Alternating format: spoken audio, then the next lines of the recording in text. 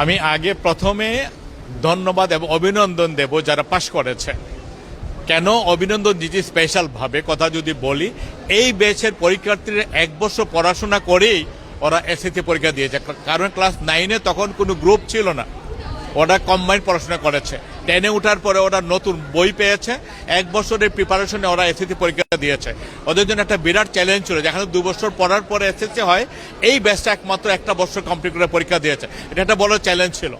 স্বাভাবিকভাবে আমাদের একটা ওয়ার্ক প্ল্যান ছিল ইয়ারলি, যেহেতু ওরা 1 বছরে বইটা দেওয়ার সাথে সাথেই আমরা এই প্রতিটা মাসে এবং 3 মাস পর পর আমাদের একটা অবজারভেশন ছিল, এবং সাথে সাথে বিশেষ ক্লাস ছিল, টিউটোরিয়াল ছিল, সিটি ছিল, মডেল টেস্ট ছিল, এবং এই সকল বিশেষগুলোর কারণেই কিন্তু আলহামদুলিল্লাহ আমাদের রেজাল্ট অনেক ভালো হয়েছে। আমাদের ছেলেমেয়েরা অনেক ভালো করেছে, ওরাও 100% এফোর্ট দিয়েছে। গার্ডিয়ান, আমাদের ট্রাস্টি বোর্ড, ওভারঅল আমরা সবার সহযোগিতায় আমাদের ভালো রেজাল্ট আলহামদুলিল্লাহ হয়েছে।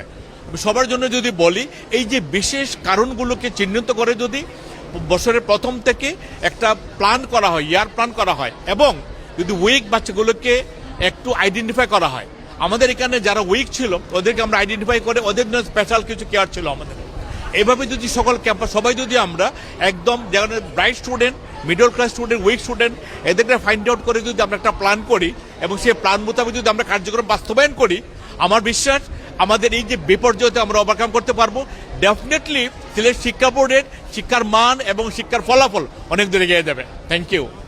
কথা বলছিলাম স্কলারসুম মেজরটিলা ক্যাম্পাসের অধ্যক্ষের সাথে। তিনি আসলে বলছিলেন যে এবার সিলেট শিক্ষা বোর্ডে যে বিপর্যয়টা ঘটেছে সেটা আসলে ওভারকাম করতে হলে বছরের শুরু থেকে একটা নির্দিষ্ট প্ল্যান করতে হবে এবং সেই প্ল্যান অনুযায়ী আগাতে হবে, এবং প্রত্যেকটা ক্লাসের যারা উইক শিক্ষার্থী আছে, সেটা মাধ্যমিকের হোক আবার উচ্চ মাধ্যমিকের হোক, সেই সকল উইক শিক্ষার্থীদেরকে চিহ্নিত করতে হবে এবং তাদের যে যে জায়গায় দুর্বলতা আছে সেগুলো চিহ্নিত করে সেটা সমাধান করতে হবে। আর এভাবে যদি সমাধান করা হয় তাহলে শুধু এই স্কলারসুম যে শতভাগ রেজাল্ট করেছে সেটা না, সিলেটের অন্যান্য যে সকল শিক্ষা প্রতিষ্ঠান আছে তারাও কিন্তু ভবিষ্যতে শতাধিক অর্থাৎ 100% রেজাল্ট করবে বলে মনে করছেন সকলেই।